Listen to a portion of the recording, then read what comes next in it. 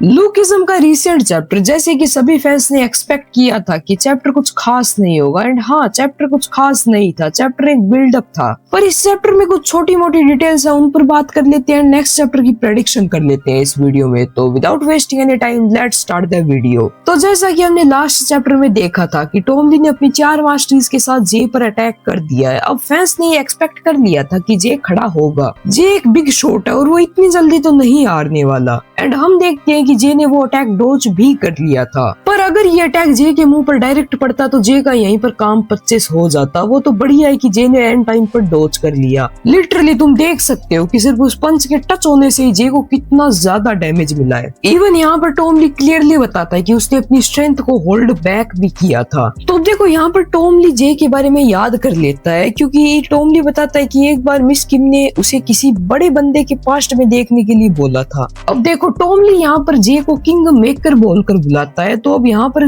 टॉमली जे को ऐसे ही तो किंग मेकर बोल नहीं रहा होगा, डेफिनेटली जे की कुछ न कुछ हिस्ट्री रही होगी। शायद उसने कुछ रीजन्स के किंग्स चुने हो या फिर किन्हीं बंदों को किंग्स बनाया हो। तो टॉमली के अकॉर्डिंग जे एक बड़े बंदे का राइट हैंड मैन था, एंड उस बड़े बंदे ने इस जे को ट्रेन भी किया है। तो क्या वो बड़ा बंदा जेम्स ली है? देखो जेम्स ली के होने के चांस तो काफी ज्यादा कम है, या फिर मैं बोलूं जेम्स ली के होने के चांस ना के बराबर है, क्योंकि टॉमली जेम्स ली को जानता है। वो जेम्स ली को कोई बड़ा शॉट बोलकर नहीं बुलाएगा, वो डायरेक्ट जेम्स ली बोल सकता है। तो यहाँ पर कोई और बंदा है जिसकी बातचीत हो रही है, एंड कहीं यही तो वो ग्रेट इविल नहीं है। तो वो बंदा कोई भी हो सकता है, पर मेरे अकॉर्डिंग जेम्स ली या कीटे किम तो नहीं होंगे। इसके बाद जे टॉमली से लड़ने के लिए एक शील्ड का यूज करता है जो टाइटेनियम एंड सेरेमिक से बनी थी। ये कम्प्लीटली बुलेट प्रूफ शील्ड थी, मींस बहुत ज्यादा मजबूत थी। पर टॉमली ने अपने सिंगल अटैक में इस शील्ड में क्रैक ला दिए, एंड सिर्फ कुछ ही अटैक में शील्ड को कम्प्लीटली डिस्ट्रॉय कर दिया। इसके बाद टॉमली एक यूनिक स्किल का यूज करता है। वो अपनी स्ट्रेंथ एंड स्पीड की मास्टरी का यूज करता है एंड एक पोजीशन लेता है टैकल करने की। इस यूनिक स्किल का नाम वो मनी डीमन माइजर रखता है। अब देखो यहाँ पर हमें अच्छे से दिखाया नहीं गया कि टॉमली ने अटैक किया कैसे है, पर जहाँ तक मुझे समझ में आया है टॉमली ने एक टैकल मारा है बहुत ही कमाल का, जिससे कि उस गाड़ी के भी 2 टुकड़े हो जाते हैं बीच में से,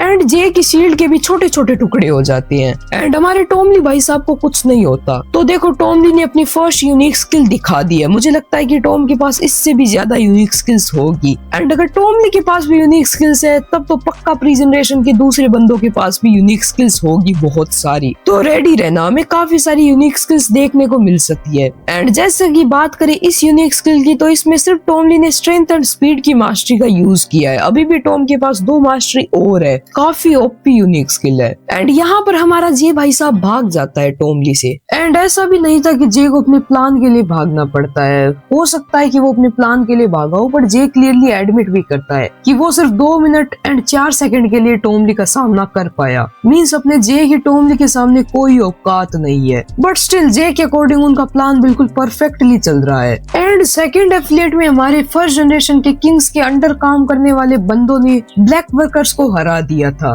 एंड इस किंग ऑफ पाजू ने तो कैंता को लो डिफिकल्टी पर हरा दिया है। मींस मेरे अकॉर्डिंग ये बंदा काफी ज्यादा स्ट्रॉन्ग हो सकता है कंपेयर टू अदर्स। एंड वो दूसरा किंग भी हमारे र्यूहे के इक्वल है। वो बंदा लिटरली र्यूहे के टॉय टू टॉय जा रहा है, इवन कुछ मामलों में तो उसको ओवर पावर ही कर रहा है। इसके बाद ये सारे बंदे यहाँ पर हार जाते हैं, अकेला हमारा र्यूहे बचता है जो इन सब से एक साथ फाइट करने वाला है। तो देखो यहाँ पर कोई भी चांस नहीं है कि अकेला र्यूहे इन सबको हरा दे, ऐसा हो ही नहीं सकता। ये दोनों किंग मजाक तो बिल्कुल भी नहीं है। सेम टाइप का सीन हमारा मैंड्योक करता है। वो खुद रुक जाता है सारे फर्स्ट जनरेशन से लड़ने के लिए, एंड यूजिन को हेडक्वार्टर भेज देता है। मैंड्योक के सामने काफी सारे फर्स्ट जनरेशन के बंदे हैं, बट सबसे बड़ी प्रॉब्लम तो वो 4 बंदे हैं जो डायरेक्ट चांगशू के ऑर्डर से यहाँ पर आए हैं। ये सारे किसी न किसी रीजन के किंग्स है, एंड इन चारों किंग को मैंड्योक मेरे अकॉर्डिंग अकेला तो नहीं हरा पाएगा। तो अब सिर्फ एक ही पॉसिबिलिटी बचती है, वो ये है कि एलाइड आने वाली है इनकी हेल्प करने के लिए। तो देखो कुछ चैप्टर्स पहले ही हमने देखा था कि हमारे डैनियल एंड यूजिन ने मीटिंग की, तो डेफिनेटली मुझे लगता है कि यहाँ पर इन दोनों को बचाने के लिए डैनियल एंड उसकी टीम आने वाली है जल्दी। अदरवाइज ऐसा तो कोई चांस नहीं है कि मैंड्योक एंड र्यू है ये दोनों बंदे इतने सारे फर्स्ट जनरेशन के किंग्स को हरा दिए, ऐसा तो नहीं होने वाला। तो डेफिनेटली यहाँ पर एलाइड आने वाली है इनकी हेल्प करने के लिए, क्योंकि काफी टाइम से एलाइड दिखी भी नहीं है। हमारा मेन कैरेक्टर डैनियल है कहाँ? जेम्स एंड कीटे ने लिटरली डायरेक्ट वर्कर्स पर अटैक कर दिया है, तो डेफिनेटली डैनियल एंड उसकी टीम को आना ही होगा इन्हें बचाने के लिए। और शायद हमें नेक्स्ट चैप्टर में टॉम ली की शायद चांगसू से फाइट देखने को मिल सकती है, या फिर अपने कीटे किम से भी फाइट देखने को मिल सकती है। तो तुम्हारी क्या प्रेडिक्शन एंड थ्योरीज है, तुम मुझे कमेंट सेक्शन में बता सकते हो।